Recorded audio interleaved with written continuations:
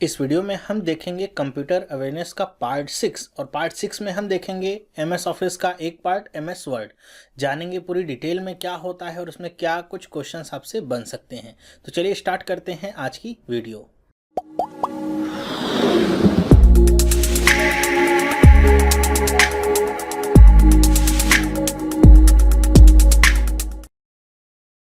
Hello, मेरा नाम चंद्रहास है। स्टडी स्मार्ट में आपका स्वागत है। दोस्तों, कंप्यूटर अवेयरनेस का ये पार्ट 6 है। पार्ट 5 तक मैंने आपको पहले ही वीडियो दिए हुए हैं। जिन लोगों ने नहीं देखे हैं वो वीडियोस, यहाँ पे आपको कॉर्नर में लिंक मिलेगा, उसका आप देख सकते हैं जाके। अब पार्ट 6 में हम क्या देखेंगे, एमएस ऑफिस, जो आपको पता है एक एप्लीकेशन सॉफ्टवेयर है।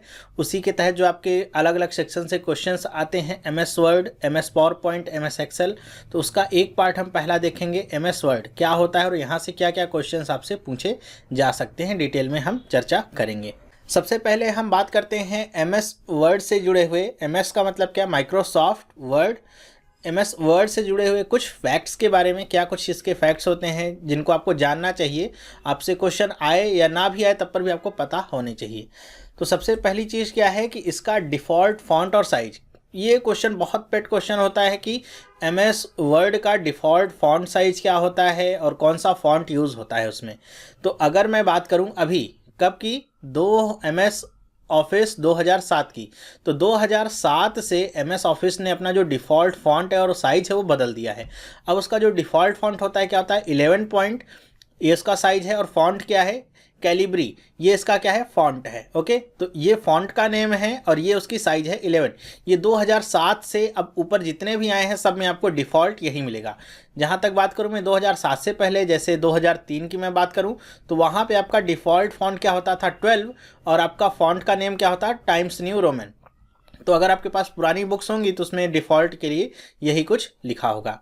नेक्स्ट बात करते हैं, the maximum file size is limited to 32 MB for the total document text only. इसका मतलब क्या है, ध्यान से इसको समझिएगा कि आप एमएस वर्ड में 32 MB से ज़्यादा बड़ी फाइल नहीं बना सकते हैं टेक्स्ट के रूप में।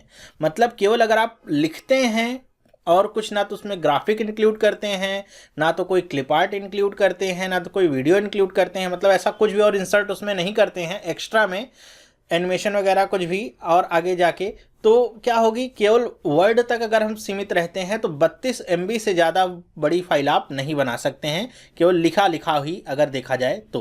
ओके, तो ये मैक्सिमम साइज है। और इसी से रिलेटेड दूसरा क्या है, size of file word can open, कि कितनी बड़ी साइज वर्ड ओपन कर सकता है, वो क्या है, 512।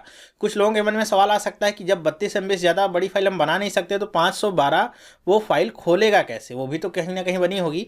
तो बस बात इतनी समझने की है कि ये जो 512 MB वाली फाइल होगी, इसमें वर्ड आपके 32 MB से ज़्यादा नहीं होंगे। बाकी सब क्या हो सकता है, फ़ोटोज़ हो सकते हैं, क्लिप आर्ट, डिफरेंट चीज़ें और होके इसकी साइज, मैक्सिमम साइज अगर देखा जाए किसी भी वर्ड फाइल की हो सकती है तो 512 हो सकती है। और वर्ड 512 से MB से ज़्यादा बड़ी फाइल को ओपन नहीं कर सकता है। तो बस इतनी सी बात है, इसको समझ के रखिएगा कि केवल अगर आप लिखेंगे ऐसे लेटर्स में, अगर आप केवल लिख रहे हैं तो 32 MB से ज़्यादा बड़ी फाइल आप नहीं बना सकते हैं। लेकिन अगर आप उसमें ग्राफिक वगैरह भी इंक्लूड करते हैं तो वो सबसे ज़्यादा बड़ी फाइल आपकी खोल सकता है, तो क्या है, 512 MB की, उससे बड़ी नहीं। ठीक है, नेक्स्ट बताता हूँ आपको कि यहाँ पे जो डिफ़ॉल्ट अलाइनमेंट होता है फॉर टेक्स्ट, जो हम लिखते हैं टेक्स्ट, उनके उसके लिए जो डिफ़ॉल्ट अलाइनमेंट होता है वो क्या होता है, लेफ़्ट जस्टिफाइड होता है। 2007 के बाद की अभी बात कर रहा हूँ। तो आपसे जो भी सवाल आएगा 2007 से अब जो नए पैटर्न पे बने सब उसी से सवाल आएंगे। तो 2003 और उससे पहले का मत रट के जाइए, क्योंकि वो कुछ काम में आएगा नहीं। तो क्या होता है, लेफ़्ट जस्टिफाइड होता है, ध्यान रखिएगा इसको। नेक्स्ट बात करते हैं कि फाइल एक्सटेंशन क्या होता है। मतलब जब हम फाइल को सेव करते हैं तो उसका एक्सटेंशन क्या होता है। तो उसके 3 एक्सटेंशंस होते हैं, आप सबको पता होगा। एक है .doc, ये पहले यूज होता था 2007 से पहले, आपका ये यूज होता था .doc। उसके बाद जब 2007 आया, एमएस ऑफिस 2007, तो ये यूज होने लगा .docx। अब यहाँ पे x का मतलब क्या होता था, XML फाइल आपकी ये होती थी। ठीक है, डॉक्यूमेंट के साथ x जोड़ा था तो XML फाइल के लिए था।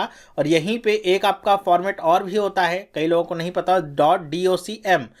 आप जब मैक्रोज आप लगा देते हैं तो मैक्रोज को सेव करने के लिए जब वो फाइल होती है तो उसके साथ जुड़ता है .docm। तो ये आपके 3 एक्सटेंशंस आपके दिए गए हैं। ये 2007 से पहले का है, 2003, 2000 वो सब जब आए थे आपके MS ऑफिस के वर्जन तो उसमें सेव होता था .doc। 2007 के बाद अभी जो यूज हो रहा है वो .docx है, X फॉर XML फाइल के लिए यूज होता है, और यहाँ पे M क्या होता है, मैक्रोस के लिए यूज किया जाता है। तो ये भी इसका एक क्या है, फाइल एक्सटेंशन है। तो आपसे अगर क्वेश्चन आता है इस तरीके से कि जो माइक्रोसॉफ्ट वर्ड की जो फाइल होती हैं वो कौन से एक्सटेंशन से सेव होती हैं, तो आपको इन दोनों में से कोई एक आंसर मिलेगा। और ये तो ज़्यादातर वैसे मिलता ही नहीं है, क्योंकि ज़्यादातर लोगों को नहीं जानकारी होती। ज़्यादातर 99% केस में तो आपको यही वाला ऑप्शन मिलेगा, इसी को आपको टिक करना होगा। नेक्स्ट, और इसमें एक छोटा सा पॉइंट है कि जो भी आपका डिफ़ॉल्ट फाइल होता है, मतलब जब आप MS ऑफिस वर्ड की कोई न्यू फाइल जनरेट करते हैं, क्रिएट करते हैं, तो उसका जो कुछ नाम होता है डिफ़ॉल्ट, वो क्या होता है, तो उसका नाम होता है document1। ध्यान रखिएगा, उसका नाम क्या होता है, document1। तो यहाँ से आपसे कई सारे क्वेश्चंस बन सकते हैं, जैसे डिफ़ॉल्ट फॉन्ट साइज क्या होती है, और आपका डिफ़ॉल्ट नेम क्या होता है, फाइल एक्सटेंशन क्या होता है, सब बहुत इंपॉर्टेंट क्वेश्चन यहाँ से बन सकते हैं। तो ये सब आप ध्यान से इसको पढ़ लीजिएगा और याद रख लीजिएगा। तो आगे चलते हैं, देखते हैं MS ऑफिस वर्ड का ओवरव्यू क्या है, लुक कैसा होता है, और उसमें क्या क्या चीज़ें कहाँ पे स्थित होती हैं। ये आपका जो व्यू दिखा रहा है, ये है आपका वर्जन कौन सा है MS ऑफिस का, ये है MS ऑफिस 2007 का। ठीक है, ध्यान रखिएगा, MS ऑफिस 2007 के लिए ये है। 2016 का इससे पूरा लुक चेंज हो गया है। अगर आपके पास MS ऑफिस 2016 है या ऑफिस 360 है तो आपको लुक यहाँ पे दूसरा देखने को मिलेगा। फिर भी ज़्यादातर लोगों के पास ये होगा, इसलिए मैंने इसको लिया है। अभी आपको 2016 का वर्जन भी मैं दिखाता हूँ। तो यहाँ पे 2007 का जो वर्जन होता है, सबसे यहाँ पे जो ऊपर बटन होती है गोली से, इसको कहते हैं ऑफिस बटन। और यहाँ पे जो भी यूज़ होता है आपका, जैसे ये सेव का है, ये अंडू कमांड है, फोल्डर का है, ओपन का है, इसको कहा जाता है क्विक एक्सेस टूल बार। ठीक है, मतलब यहाँ पे आपको सेव करना है तो फिर से यहाँ पे ऑफिस बटन पे क्लिक करके आपको सेव करने की जरूरत नहीं, आप यहीं पे दबा देंगे, क्या हो जाएगा, सेव हो जाएगा। तो यहाँ पे जो काम आपको बार बार जरूरत पड़ी वहाँ पे लाके आप बटन यहाँ पे लगा सकते हैं एक्स्ट्रा में। ओके, उसके बाद ये जो पूरा पोर्शन होता है, ये आपको जो लाल घेरे में दिख रहा है, ये पूरा पोर्शन इसको कहता है रिबन। ठीक है, यहाँ पे क्या लिखा हुआ है देखिए, कहाँ गया, इसके लिए वर्ड यूज़ होता है रिबन का। ठीक है, इसको कहा जाता है रिबन। और यहाँ पे जो ऊपर home, insert, page layout, preference, ये सब लिखा है, इसको कहा जाता है रिबन टैब्स। ओके, इसको क्या कहा जाता है, रिबन टैब्स। फिर यहाँ पे आपको छोटा सा मिलेगा हेल्प का बटन, जिस पे क्लिक करके आप हेल्प ले सकते हैं। और यहाँ पे आपको 3 यहाँ पे कंट्रोल मिलते हैं, इससे तो पता है क्लोज होता है। ये आपका क्या है, मैक्सिमाइज का, ये क्या है, मिनिमाइज का। फिर आ जाते हैं हम और नीचे, यहाँ पे देखिए तो यहाँ पे आपको ब्राउज बटन मिलती है, मतलब पेज को ऊपर नीचे करने के लिए। और यहाँ पे आपको जूम करने के लिए ऑप्शन मिलता है कि आप पेज को कितना जूम आउट या जूम इन करना चाहते हैं वो कर सकते हैं। फिर यहाँ पे नीचे आपको मिलती हैं व्यू बटन्स, जिससे आप इसका व्यू को चेंज कर सकते हैं। जैसे ये भी आपको दिख रहा है प्रिंट लेआउट व्यू है। ठीक है, व्यू को आप यहाँ पे इस बटन पे क्लिक करके भी चेंज कर सकते हैं, लेकिन यहाँ पे आपको शॉर्टकट दिया गया है, यहीं से आप चेंज कर सकते हैं, इसको दबाने की जरूरत नहीं पड़ेगी। वेब लेआउट या जो भी आपको व्यू चाहिए, यहीं से आप फुल पेज व्यू, यहीं से आप सब कुछ कर सकते हैं। फिर यहाँ पे जो आपको सेक्शन दिया गया है, ये क्या है, डॉक्यूमेंट इन्फॉर्मेशन करके लिखा हुआ है। इसका मतलब क्या कि आप कितने पेज आपने ओपन कर रखे हैं। जैसे यहाँ पे लिखा है पेज 1 ऑफ 1, मतलब अभी केवल इसमें एक पेज है और एक पेज का पहला पेज ही यहाँ पे शो हो रहा है। यहाँ पे आपको टोटल नंबर ऑफ पेजेस लिखा रहेगा और यहाँ पे करंट पेज, कितने वर्ड आपने लिखे हैं वो यहाँ पे लिखा हुआ आएगा, कौन सी लैंग्वेज आप अभी यूज़ कर रहे हैं वो यहाँ पे लिखा हुआ रहता है। यहाँ पे ये जो आपको पटरी सी दिख रही है, स्केल सी दिख रही है, इसको कहते हैं वर्टिकल रूलर कहते हैं, और इसको हॉरिजॉन्टल रूलर कहते हैं। यहाँ पे ये जो आपको डमरू की तरह दिख रहा है, इस ऊपर वाले को कहते हैं फर्स्ट लाइन इंडेंट। यहाँ पे जो आपको दिख रहा है इसको कहते हैं राइट लाइन इंडेंट। इसके नीचे आपको मिलता है उसको कहते हैं हैंगिंग इंडेंट, और ये जो सबसे नीचे इसको कहते हैं आपका लेफ्ट लाइन इंडेंट। तो ये आपके 3 इंडेंट होते हैं। इसको अभी मैं आपको डिटेल में करके दिखाता हूँ कि इसका काम क्या होता है और कैसे यूज होता है। साथ ही साथ ये क्या है, टैब सेलेक्टर, जो आपको यहाँ कोने में छोटा सा देखने को मिलता है, इसका भी यूज करके मैं आपको दिखाता हूँ कि ये कैसे काम करते हैं, और इनसे रिलेटेड क्वेश्चन आएंगे तो आप आसानी से कर सकते हैं।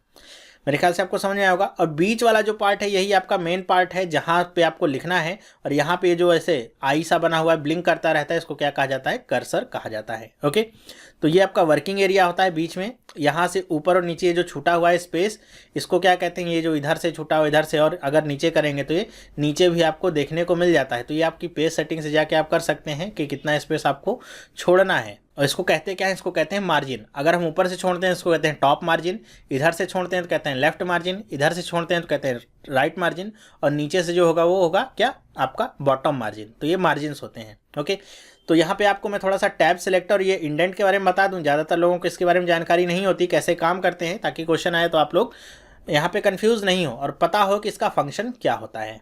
चलिए, जैसे आपके सामने आपको दिख रहा होगा यहाँ पे, ये है आपका MS ऑफिस 2016 का ये वर्जन है। तो इसमें थोड़ा सा लुक एंड फील थोड़ा दूसरा है। यहाँ पे देखिए, आपको ऑफिस बटन की जगह पे यहाँ पे आपको फाइल दिखने को मिलता है, जहाँ से ऑफिस बटन वाला सारा काम होता है। यहाँ पे ऊपर आपको पूरा क्विक एक्सेस टूल बार मिलता है, और यहाँ पे जो ब्राउज वाला आपने देखा था वो पूरा काम हट गया, और यहाँ पे सीधे एक आपको दिया गया है स्क्रॉल करने का बार। यहाँ पे आपको ये पेज वाले मिलते हैं व्यू, कि यहाँ पे अगर मैं क्लिक करता हूँ तो ये आपका आ जाता है फुल स्क्रीन रीडिंग पे। फिर से बीच में क्लिक करूंगा तो फिर से मुझे मिल जाएगा प्रिंट लेआउट। यहाँ से आप जूम इन जूम आउट कर सकते हैं, और सारी इन्फॉर्मेशन वो ऐसी की वैसी ही है। तो यहाँ पे हम आते हैं पहले इंडेंट पे। इंडेंट का मतलब क्या है, तो यहाँ पे जैसा कि मैंने आपको बताया, दिख रहा होगा ये ऊपर जो है आपका, ये कहलाता है आपका, अगर मैं यहाँ पे ले जाऊँ तो बता रहा है फर्स्ट लाइन इंडेंट। इसका मतलब क्या होता है कि ये जो इंडेंट होता है ये आपके हर एक पैराग्राफ की जो फर्स्ट लाइन होता है केवल उसी पे आपका काम करता है। जैसे अगर मैं इस इंडेंट को पकड़ के इधर खिसकाऊंगा तो देखिए पूरा पैराग्राफ नहीं चेंज होगा, केवल जो फर्स्ट लाइन है वही चेंज होगी, लेकिन दूसरे जो पैराग्राफ की लाइन है वो चेंज नहीं हो रही। अब यहाँ पे अगर मुझे दोनों पैराग्राफ में चेंजेस करने हैं, फर्स्ट लाइन में जितने भी आपके पैराग्राफ हैं, तो हम क्या करेंगे, उतने पैराग्राफ को हम सेलेक्ट कर लेते हैं। ठीक है, सेलेक्ट कर लिया। अब ऊपर वाले फर्स्ट इंडेंट लाइन को ऐसे मूव करते हैं तो ये आपका देखिए केवल पहली लाइन मूव होती है और कुछ मूव यहाँ पे होता नहीं है। ओके, तो ये अब देखिए इस तरह का कुछ आपको इफेक्ट देखने को मिलता है। दूसरी बात करें, अब यहाँ पे देखिए एक इंडेंट रह गया है, ऊपर वाले को हम अगर इसके ऊपर वाले पोर्शन की बात करें तो जो ऊपर वाला पोर्शन होता है उसको कहते हैं हैंगिंग इंडेंट। हैंगिंग इंडेंट का काम क्या है, देखिए अगर मैं इसको पूरा सेलेक्ट करता हूँ और मैं हैंगिंग इंडेंट वाला जो पोर्शन है वहाँ पे ले जाऊँ और इसको आगे मूव करूँ, तो देखिए पहली लाइन पे कोई प्रभाव नहीं पड़ रहा। देखिए जो फर्स्ट लाइन है दोनों पैराग्राफ की, उस पर कोई प्रभाव नहीं है, केवल उसके नीचे वाली लाइन आपकी इधर उधर हो रही है। ओके, ध्यान रखिएगा। और इसका जो नीचे वाला पार्ट है, अगर मैं उस पर क्लिक करता हूँ लेफ्ट इंडेंट पे और अब आगे पीछे में मूव करता हूँ, तो देखिए ऊपर वाली लाइन भी आपकी मूव हो रही है और नीचे वाली सारी की सारी लाइन यहाँ पे मूव होती हैं। तो ये होता है दोनों के बीच में डिफरेंस। आपका जो हैंगिंग इंडेंट होता है वो फर्स्ट लाइन को छोड़ के पूरी लाइन पे काम करेगा, और जो आपका लेफ्ट इंडेंट होगा वो सारे के सारे पूरे डॉक्यूमेंट में जितनी लाइन्स लिखी हैं सब पे काम करेगा। इसी तरह जो राइट इंडेंट होगा, वो राइट इंडेंट आपके पूरी लाइन पे काम करेगा। राइट इंडेंट क्या बताएगा कि आपका जो डॉक्यूमेंट है, जो आपका डॉक्यूमेंट यहाँ पे आपने सेलेक्ट कर रखा है, मान लीजिए मैंने पहला पैराग्राफ सेलेक्ट किया हुआ है, तो जो पहला पैराग्राफ की जो पूरा यहाँ पे रूपरेखा है वो आपकी कहाँ तक जा सकती है। मतलब अगर मैंने इस लाइन को यहाँ पे क्लिक किया हुआ है तो इस लाइन से पीछे आप इसमें नहीं जा सकते हैं। ठीक है, तो ये क्या होता है, राइट इंडेंट का काम होता है, ये आपकी बाउंड्री को एक तरीके से बनाना। तो ये तो है इंडेंट। ओके, इंडेंट के अलावा हम कुछ आगे देखते हैं टैब्स के बारे में, कि टैब्स क्या होते हैं और कैसे उनसे काम लिया जाता है। तो यहाँ पे आपको देखने को मिलेंगे टैब्स। इस पर क्लिक करके आप इनके अलाइनमेंट को चेंज कर सकते हैं। जैसे आपका ये बना हुआ है, ये उल्टा एल बना हुआ है, तो ये क्या है, आपका राइट अलाइनमेंट है। ठीक है, राइट टैब है। इस पर मैं क्लिक करूँगा तो ये आपका ऐसे बना हुआ है गया। तो इसका नाम क्या है, देखिए इसका नाम, ये आपका मिडिल है, लेकिन ये डेसिमल के लिए काम करेगा, कि आपने कोई नंबर अगर लगा रखे हैं वो आपको डेसिमल में है तो डेसिमल टैब का काम करता है।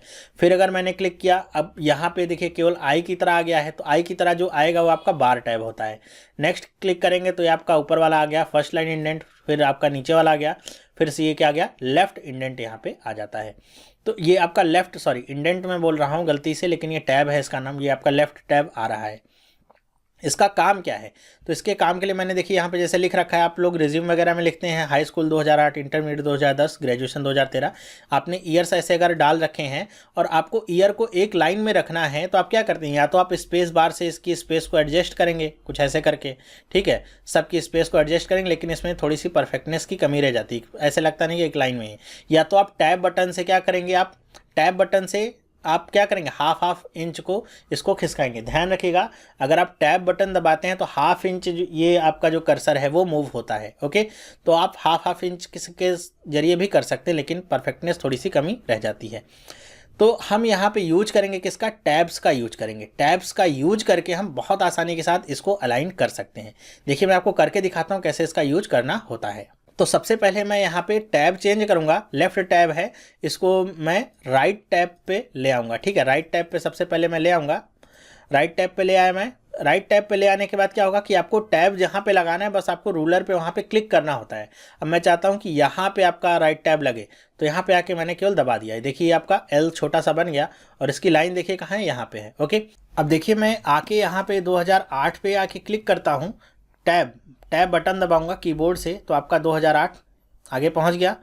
2010 पे दबाऊंगा तो ये भी आपका उसी लाइन में आया। 2013 पे आपके दबाता हूँ तो 2013 पे। अब देखिए तीनों आपके एक लाइन में हैं और आपको कोई भी बदलाव करने की जरूरत नहीं, टेंशन लेने की जरूरत नहीं है। और यहाँ पे ऐसा नहीं है कि आप एक ही टैब सेलेक्ट कर सकते हैं, यहाँ पे बहुत सारे टैब आप लगा सकते हैं अपनी मर्जी से, जितना चाहिए उतना आप लगाते रहिए। और हटाना है तो बस क्लिक करके आप नीचे खिसका दीजिए, वो आपके हट जाते हैं। तो ये आपका होता है टैब का काम। आप अलाइनमेंट कर सकते हैं एक एक लाइन पे या आप पूरे पैराग्राफ पे, जैसा आप चाहें वैसा आप अलाइनमेंट यहाँ से ला सकते हैं अपने पूरे के पूरे डॉक्यूमेंट पे। तो ये होते हैं टैब, इसीलिए इनको कहा जाता है टैब सेलेक्टर। मेरे ख्याल से आपको समझ में आया होगा। चलिए इतना कुछ देखने के बाद अब आगे बढ़ते हैं, आ जाते हैं अपने शॉर्टकट कीज़ पे, जहाँ से आपके बहुत सारे क्वेश्चंस निकल के आते हैं। तो यहाँ पे अब आपके सामने मैं शॉर्टकट कीज़ बताऊँगा और साथ ही साथ उनके काम क्या होते हैं वो भी आपके साथ डिस्कस में करूँगा। जैसे आपकी पहली शॉर्टकट की जो है बहुत ज़्यादा आपके लिए काम आती है, वो क्या होती है, कंट्रोल+N। एन से याद रखेंगे कि ये क्या है, न्यू डॉक्यूमेंट ओपन करने का काम करती है। Okay, control open new blank document window. Okay, इसी तरह हम आ जाएंगे कंट्रोल+O पे। तो O का मतलब क्या, O का मतलब ये ओपन डायलॉग बॉक्स को क्या करती है, ओपन करने का काम करती है। ओपन्स द डायलॉग बॉक्स और page for selecting a file to open. आपने जैसे कोई फाइल पहले से ही बना रखी है, बना के सेव कर रखी है और आप उसको ओपन करना चाहते हैं, तो आप क्या करेंगे, कंट्रोल+O दबाएंगे तो एक विंडो सी ओपन होकर आएगी जिसमें आपने जितनी फाइल बनाई होगी सब आपकी दिखेगी। जो भी फाइल आपको चाहिए होगी इसको आप डबल क्लिक करके ओपन कर सकते हैं। तो इसके दो कमांड है, कंट्रोल+O या फिर कंट्रोल+F12। दोनों को आप ध्यान रखिएगा। O से तो समझ जाएंगे लेकिन F12 वाला आपको भूल जाएगा, तो इसको भी आप ध्यान रखिएगा। इसी तरह हम आ जाएं कंट्रोल+S पे। तो कंट्रोल+S या फिर Shift+F12 दबाएंगे तो आप जो भी डॉक्यूमेंट बना रहे हैं वहाँ तक आपकी जितनी प्रोग्रेस हुई है उसको सेव कर देगा ये। ओके, जो भी आपने डॉक्यूमेंट बना उसको सेव कर देगा। लेकिन अगर आप केवल F12 दबाते हैं तो सेव एज का आपका बॉक्स खुलेगा। ध्यान रखिएगा, सेव और सेव एज दोनों अलग अलग चीज़ें हैं। सेव आपका क्या करता है, मान लीजिए मेरे डॉक्यूमेंट का नाम है फाइल1। ओके, फाइल1 नाम से मैं डॉक्यूमेंट बना रहा हूँ। मैंने यहाँ पे 2 लाइन लिखी, सेव बटन दबाया तो सेव हो गया। 4 लाइन लिखी, सेव बटन दबाया तो सेव हो गया। तो ये जो भी एग्जिस्टिंग फाइल है उसी में सेव करता रहता है। लेकिन अगर मैंने F12 दबा दिया तो मेरे सामने फिर से एक नया विंडो खुल के आएगा सेव करने का। अब यहाँ पे मैं फाइल का नाम अगर चेंज करके फाइल2 कर दूंगा, अब इसके आगे मैं जो भी काम करके सेव करूंगा वो सारा फाइल1 में नहीं है, फाइल2 में सेव होगा। ओके, फिर आ जाते हैं कंट्रोल+P या फिर कंट्रोल+Shift+F12। ओके, ये क्या करेगा, ओपन द प्रिंट विंडो। मतलब प्रिंट अगर आपको करने हैं डॉक्यूमेंट तो प्रिंट की शॉर्टकट की क्या हो सकती है, या तो आप जाके सीधे फाइल मेन्यू में जाइए और वहाँ से आप प्रिंट वाली बटन दबाइए तो होगा। शॉर्टकट आता है तो कंट्रोल+P या फिर कंट्रोल+Shift+F12 को दबाएंगे तो आपको क्या मिल जाएगी, प्रिंट विंडो मिल जाती है। कंट्रोल+F2 अगर आप दबाते हैं तो क्या कह रहा है कि displays preview of page that is about to print. मतलब ये प्रीव्यू आपको दिखाता है पेज का कि जो प्रिंट होने वाला है। कई बार होता क्या है कि जब हम प्रिंट करते हैं तो ऊपर की नीचे की कुछ लाइन कटी हुई रहती हैं। तो अगर हमने प्रीव्यू नहीं देख रखा है तो जब प्रिंट आउट निकल के आएगा देखेंगे आपकी कुछ लाइन्स कटी हुई हैं। तो आप पहले से ही देख लीजिए कि क्या कुछ प्रिंट होने वाला है, कितना पोर्शन आपका कवर हो रहा है प्रिंटिंग एरिया के अंदर। तो उसके लिए आप कंट्रोल+F2 दबाते हैं। फिर आते हैं F7। ये बहुत इंपॉर्टेंट है, एग्जाम में कई बार आता है। इससे क्या करते हैं, आप स्पेलिंग को चेक करते हैं। मतलब आपने अगर किस डॉक्यूमेंट में अपने जो भी बनाया है उसमें कोई स्पेलिंग आपको लगता है गलत ना हो, एकदम 100% श्योरिटी चाहते हैं, तो F7 दबा देंगे तो क्या होगा कि पूरे डॉक्यूमेंट में से जहाँ जहाँ भी स्पेलिंग मिस्टेक होगी वो आपकी चेक करेगा और वहाँ पे लाके आपको रोकता रहेगा और दिखाता रहेगा यहाँ पे एरर है, तो आप उसको सही कर सकते हैं। इसी तरह अगर हम F5 की बात करें कि F5 अगर दबाते हैं तो क्या करता है, open the find replace and go to window. ठीक है, find replace and go to window आपकी खुल के आती है। आपको याद होगा कि इस तरीके से आपकी विंडो होती है जिसमें आपका पहला होता है कि आपका फाइंड करना है, फिर आपका होता है रिप्लेस करना है और आपका गो टू का विंडो यहाँ पे देखने को मिलती है। तो 3 कॉलम इसके ऐसे ऊपर नीचे बने होते हैं। आपको फाइंड करना है कुछ तो आप यहाँ पे बॉक्स बना रहेगा, फाइंड दबाएंगे, सर्च करेंगे तो पूरे डॉक्यूमेंट में कुछ भी जो आप फाइंड करना चाहते हैं फाइंड हो जाएगा। रिप्लेस वाले पे आ जाएंगे तो आपको यहाँ पे 2 बॉक्स देखने को मिलेंगे। एक में आप बताएंगे कि आपको क्या फाइंड करना है और उसकी जगह पे नया क्या लिखना है। 3 इडियट का सीन आपको याद होगा, जिसमें आमिर खान ने कुछ इसी आपके कमांड का यूज किया था या इसी फंक्शन का यूज किया था। ओके, गो टू क्या करेगा, गो टू आप बताना चाहें कि आपको पेज नंबर 305 पे जाना है या पैराग्राफ नंबर 5 पे जाना है, तो वहाँ पे आप टाइप कर देंगे तो आपके उसी पैराग्राफ पे या उसी पेज पे या उसी लाइन पे आपको लेकर के चला जाता है। मतलब पूरा आपको स्क्रॉल करने की जरूरत नहीं पड़ती है। शॉर्टकट की क्या है, F5। नेक्स्ट आ जाएँ हम, ये आपके कुछ शॉर्टकट्स हैं। जैसे पहला क्या है, Ctrl+X, इसको तो आप जानते ही होंगे कि cut the selected text and puts it on the clipboard, कि जो भी आप टेक्स्ट, जैसे मुझे ये टेक्स्ट चाहिए लेकिन यहाँ पे नहीं चाहिए, तो मैं क्या करूँगा, इसको Ctrl+X कर लूँगा तो यहाँ से तो ये मिट जाएगा, ठीक है। और ये कॉपी भी आपका हो जाएगा। और कहाँ पे इसको पुट करता है, ये क्लिपबोर्ड पे, ठीक है। क्लिपबोर्ड में जाके इसे प्लेस कर देगा, तो आप जहाँ चाहें इसको पेस्ट कर सकते हैं अपने सुविधा के अनुसार। Ctrl+C करेंगे तो क्या होता है, ये केवल कॉपी करेगा। कॉपी और कट में डिफरेंस इतना है कि अगर मैं इस पार्ट को कट करूंगा तो ये यहाँ पे दिखेगा नहीं, ये एकदम ब्लैंक हो जाएगा, ठीक है। लेकिन अगर मैं कॉपी करता हूँ इसी टेक्स्ट को तो ये यहाँ पे भी दिखेगा और इसकी एक और प्रति आपकी कॉपी हो जाती है क्लिपबोर्ड में, ठीक है। फिर आखिरी में अगर आपने चाहे कट किया है चाहे आपका कॉपी किया है तो आखिरी में आप क्या करते हैं, उसको पेस्ट करते हैं। उसके लिए क्या यूज़ करते हैं, Ctrl+V या फिर Shift+Insert भी यूज़ किया जाता है पेस्ट करने के लिए। ओके, ध्यान रखिएगा, ये आपकी MS वर्ड के लिए सारी शॉर्टकट कीज़ आपको मैं बता रहा हूँ। ओके, फिर बात करें नेक्स्ट, Ctrl+Shift+C अगर आप दबाते हैं तो इससे क्या होता है, copies the formatting of the selection to a specified locator, कि जितनी भी आपकी फॉर्मेटिंग है उस सब को ये क्या करता है, कॉपी करता है और उसको किसी स्पेसिफाइड लोकेटर में स्टोर कर लेता है। तो Ctrl+Z का मतलब क्या है कि अगर आपने कोई भी काम किया, मान लीजिए आपने कोई वर्ड मिटा दिया लेकिन आपसे गलती से मिट गया वो, तो आप फिर से उसे रिवर्स में लाना चाहते हैं, मतलब जो आपने अभी एक्शन किया है उसको रिवर्स करना चाहते हैं, तो उसके लिए क्या दबाएंगे आप, Ctrl+Z। इसको हम अंडू के नाम से भी जानते हैं। इसी तरह Ctrl+Y का क्या काम है कि ये जो आपने Ctrl+Z वाला काम किया है, अगर इसको आप रिवर्स करना चाहते हैं तो आप Ctrl+Y दबाएंगे, इसको कहते हैं रीडू। फिर बात करते हैं F1 से क्या आपका खुलता है, हेल्प। ये भी आपके कई बार एग्जाम में आता है, F1 से आपका क्या होता है, हेल्प होती है। और F4 से क्या होता है, repeat the last action performed. इसका आपको मतलब अगर नहीं समझ में बता दूं कि जैसे मैंने यहाँ पे आखिरी में जैसे इसको किया, लिखा ऐसे ओपन लिखा और यहाँ पे ऐसे लिखा हेल्प। ओके, सबसे आखिरी में मैंने क्या टाइप किया है, हेल्प। उसके बाद अगर मैं F4 दबाता हूँ तो ये आपका पी ऐसे लिखता हुआ जाएगा। मतलब सबसे लास्ट में आपने जो भी किया होगा उसको ये रिपीट करने का काम करेगा। अगर मैंने यहाँ से एक पी को ऐसे डिलीट कर दिया है, मतलब बैक स्पेस दबाया है, तो फिर मैं F4 दबाऊंगा तो क्या होगा, बैक स्पेस ही दबता रहेगा, सब कुछ यहाँ से मिटता रहेगा। तो ये होता है क्या, F4। आगे चलते हैं, Ctrl+K। Ctrl+K का मतलब क्या होता है कि आपका हाइपर लिंक के लिए यूज होता है। मतलब जैसे आप देखते होंगे ना, लिखा होता है ऐसे क्लिक हियर, क्लिक हियर ऐसे लिखा होता है, उस पर आप क्लिक करते हैं तो आप किसी पेज पे ट्रांसफ़र हो जाते हैं या किसी चित्र पे खुल जाता है। तो ये जो आपका लिंक लगता है इस टेक्स्ट पे, इसको क्या कहा जाता है, हाइपर लिंक। वो कहाँ से आपका शॉर्टकट होता है, Ctrl+K।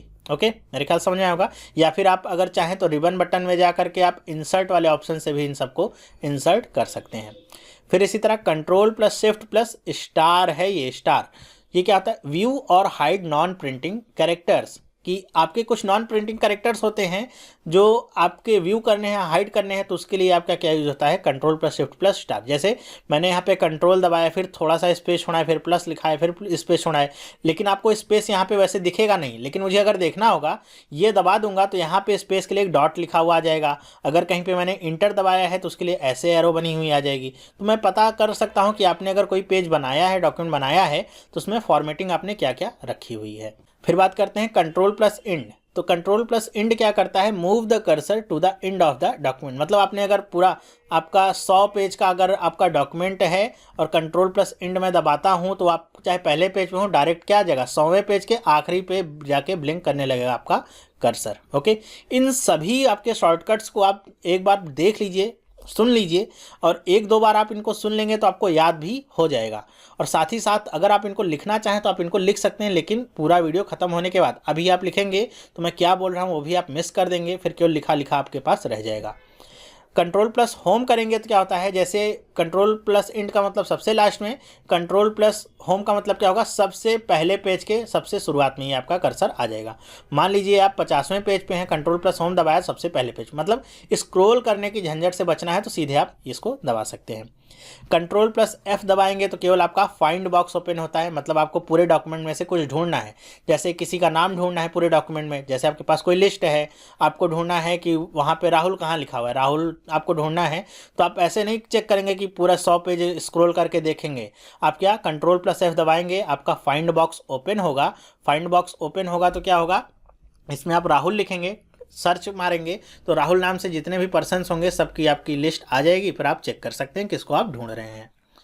आगे बात करें तो Alt plus shift plus D, अगर ये आप दबाते हैं तो आपका क्या होता है कि इंसर्ट द करेंट डेट, कि आज की जो डेट है, अभी करेंट डेट जो चल रही है वो आपकी इंसर्ट हो जाएगी। जैसे अगर मैं यहाँ पे इसको दबा दूंगा और मेरा कर्सर यहाँ पे ब्लिंक कर रहा है, इसको अभी मैं दबाता हूँ तो आपकी जो करेंट डेट है आज की, मान लीजिए 16 तारीख है, तो वो 16, महीना कौन सा है 11 और साल कौन सा है 2016, जो भी फॉर्मेट आप इसका रखे होंगे बाय डिफ़ॉल्ट जो भी होगा उसी फॉर्मेट में ये यहाँ पे आ जाएगा। ओके, इसी तरह Alt plus shift plus T अगर आप दबाएंगे तो आज का जो अभी का तुरंत का समय है वो आपका इंसर्ट हो जाएगा। अगर अभी आपके 10 बज रहे हैं रात के तो यहाँ पे वही टाइम यहाँ पे इंसर्ट हो जाता है। ये दोनों आपके लिए इंपॉर्टेंट हैं क्योंकि ज़्यादातर आपको देखने को नहीं मिलते हैं, तो आप इनको याद रखिएगा। D for date, T for time, Alt plus shift के साथ अगर आते हैं तो डी से डेट, टी से टाइम। ज़्यादातर जो आपके यहाँ पे शॉर्टकट होते हैं वो आपके जो इनिशियल्स होते हैं शॉर्टकट के लिए उसी से बने हुए होते हैं, लेकिन आप इसमें कंफ्यूज हो सकते हैं। किसमें कंफ्यूज हो सकते हैं कि जैसे आपका कंट्रोल प्लस एक्स है वो आपका किसके लिए, कट के लिए है, कंट्रोल प्लस के है किसके लिए है, हाइपर लिंक के लिए है, तो इन सब में थोड़ा सा कंफ्यूज हो सकते हैं, तो इन सबको ध्यान से दें। कंट्रोल प्लस एफ का मतलब एफ फॉर फाइंड, तो आप फाइंड आसानी से लगा सकते हैं। आगे बढ़ते हैं।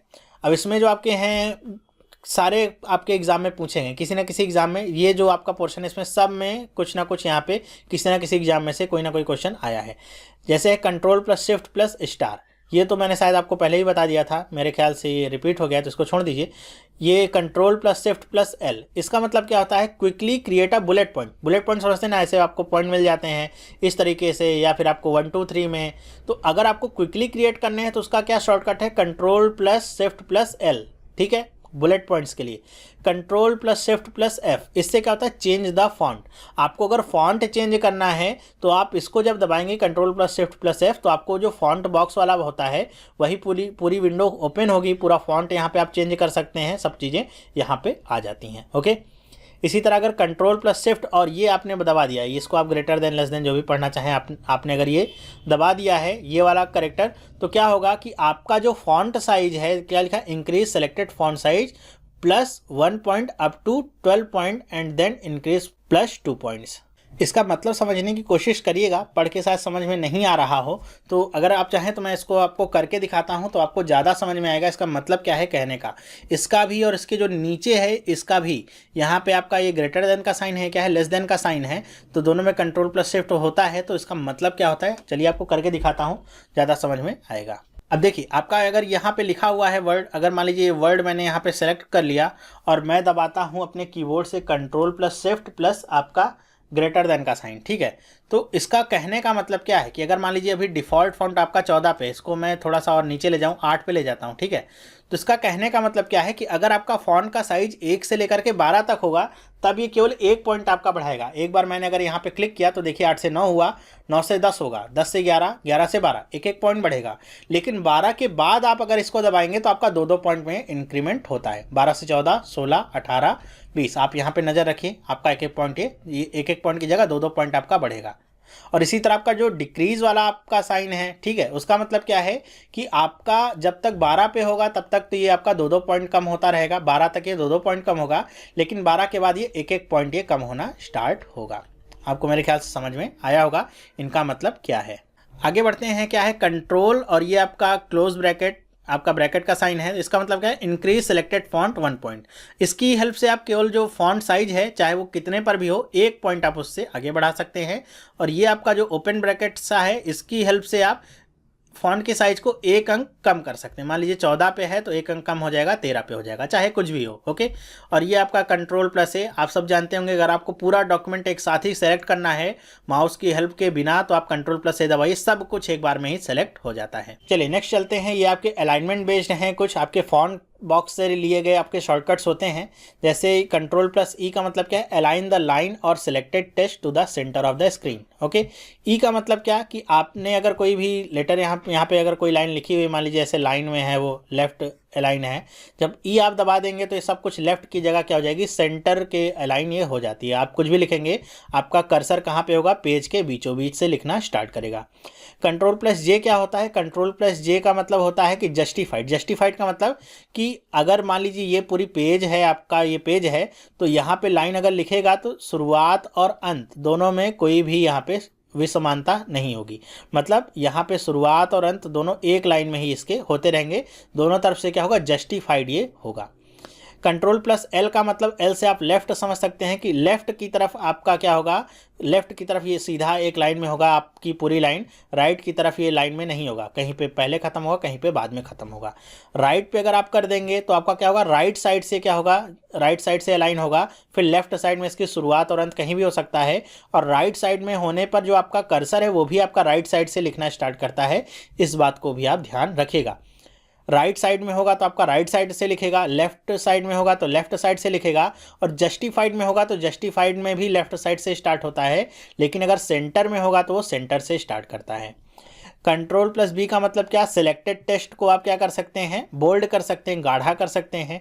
आई का मतलब क्या, इटैलिक कर सकते हैं। मान लीजिए यहाँ पे ऐसे बी लिखा है, आपने Ctrl+I किया तो ये बी थोड़ा सा आपका क्या हो जाएगा, तिरछा हो जाएगा, कुछ इस तरीके से लिखेगा। Ctrl+U का मतलब क्या है, यू फॉर अंडरलाइन, कि आपको कुछ भी लिखा हुआ है इस पर अंडरलाइन लगानी है तो आप अंडरलाइन ऐसे लगा सकते हैं Ctrl+U की सहायता से। ध्यान रखिएगा सब सिलेक्टेड टेक्स्ट पे ही काम करेंगे। मतलब आपने जैसे यहाँ पे कर्सर आपका ब्लिंक कर रहा है और आपने Ctrl+U किया तो कोई प्रभाव नहीं, पहले आपको इस पूरे पोर्शन को सेलेक्ट करना होगा माउस की सहायता से, आप कीबोर्ड की सहायता से, फिर आप Ctrl+U करेंगे तो इस पर एक ऐसे अंडरलाइन सी आ जाएगी। मेरे ख्याल से आपको समझ में आया होगा। ये सब इसके क्या है, इंपॉर्टेंट शॉर्टकट्स हैं, बहुत ज़्यादा कठिन नहीं है इनको याद करना।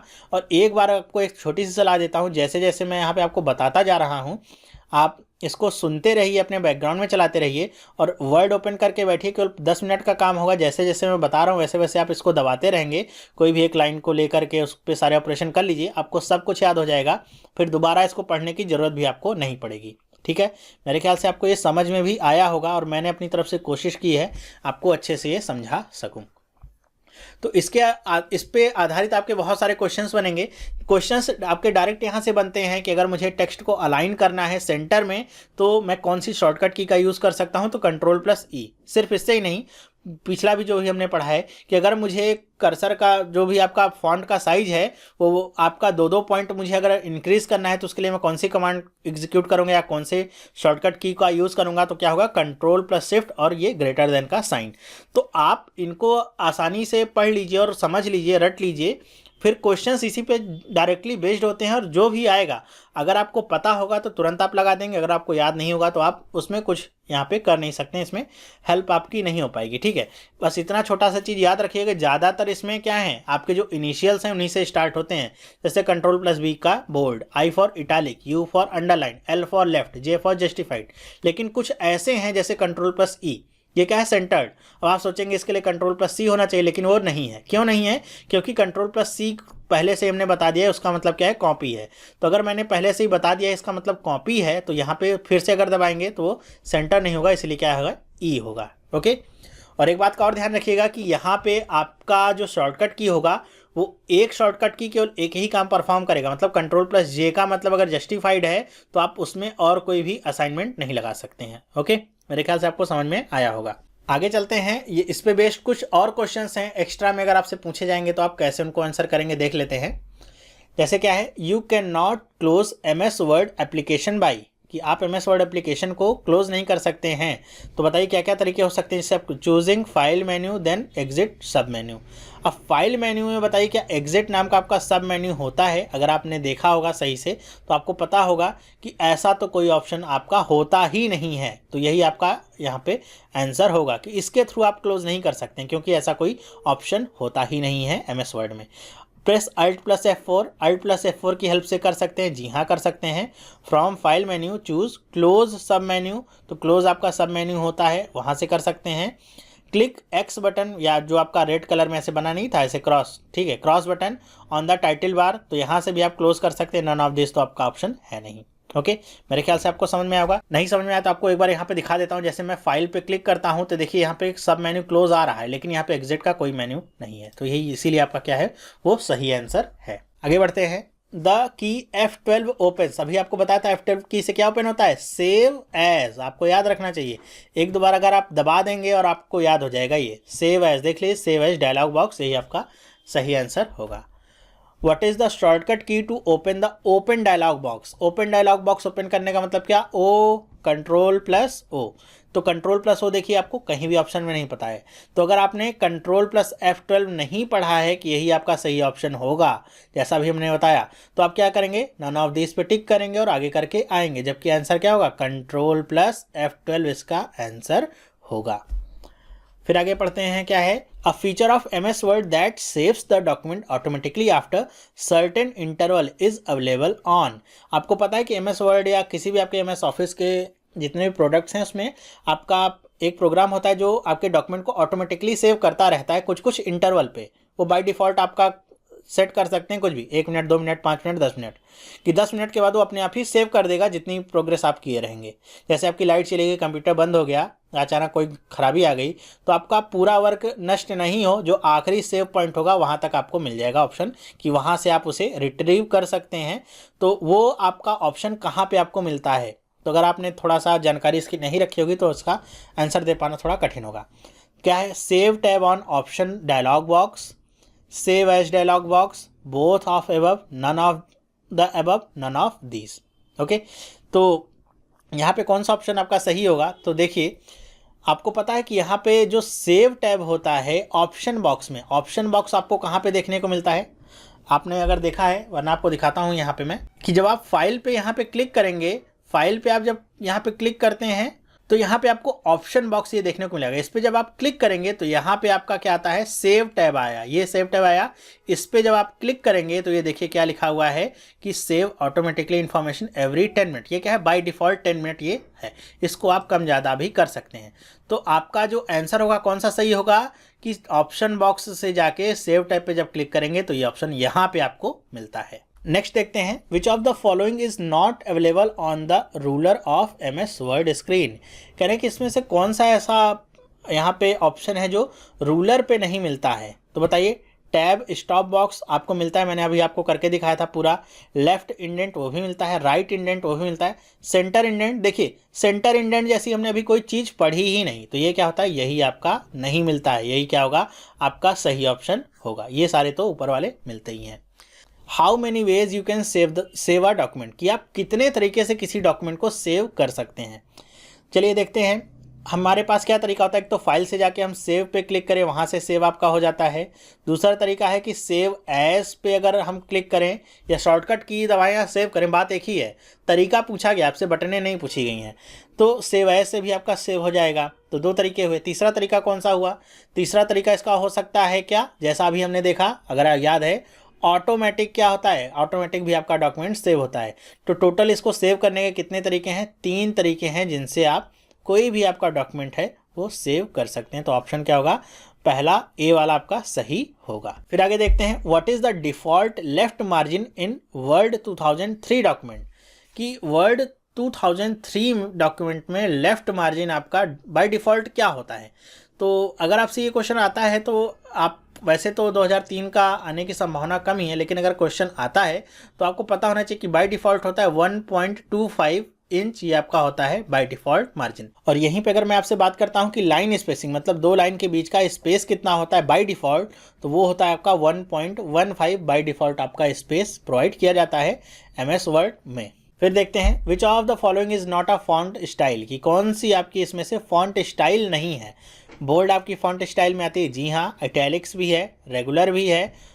ये क्या है आपकी सुपर स्क्रिप्ट। सुपर स्क्रिप्ट आपकी फॉन्ट स्टाइल के अंदर नहीं आती है, ठीक है। ये आपकी फॉन्ट स्टाइल नहीं है, बल्कि आपका समझ सकते हैं फंक्शन। सुपर स्क्रिप्ट का मतलब क्या है, जैसे मुझे 2 का स्क्वायर लिखना है तो मैं क्या करूँगा 2 और यहाँ पे छोटा सा 2 ऊपर लिखना है, तो ये लिखने के लिए आपको क्या यूज़ करना पड़ता है, सुपर स्क्रिप्ट का।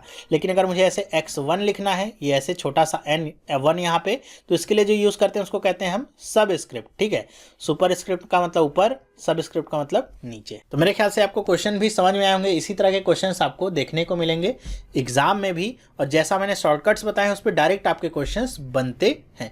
तो ये था आपका MS वर्ड का पार्ट। मैंने ज़्यादातर चीज़ें अपनी तरफ से कवर करने की कोशिश की हैं, लेकिन मुझे पता है कि सारी चीज़ें कवर नहीं हो सकती हैं। कंप्यूटर का क्षेत्र बहुत ही वृहद होता है, कुछ ना कुछ आपका छूट जाता है, तो वो आप अपने से कर लेंगे, ऐसा मुझे पूरी उम्मीद है। तो ये वीडियो आपको कैसा लगा मुझे आप कमेंट करके बताइएगा कि आपको वीडियो पसंद आया कि नहीं आया, ताकि मैं इसी तरह के वीडियोस और आपके लिए ला सकूं आपके एग्जाम से पहले। ओके, वीडियो पसंद आया है तो इसे लाइक जरूर करिए और अपने दोस्तों के साथ भी इसे शेयर करिए, जिससे और लोगों तक भी ये सारी इन्फॉर्मेशन पहुंच सके। तो ये वीडियो देखने के लिए आपका बहुत बहुत धन्यवाद। आपने चैनल को अगर सब्सक्राइब नहीं किया है तो आज ही इस चैनल को सब्सक्राइब करिए, जिससे इस तरह की जो वीडियोज़ हैं जो मैं आपको डेली दे रहा हूँ आपके लिए बहुत फ़ायदेमंद होंगे, एग्जाम में बहुत हेल्प करेंगी। तो ये वीडियो देखने के लिए आपका बहुत बहुत धन्यवाद। अब हम मिलेंगे नेक्स्ट वीडियो में, तब तक के लिए have a nice day and bye.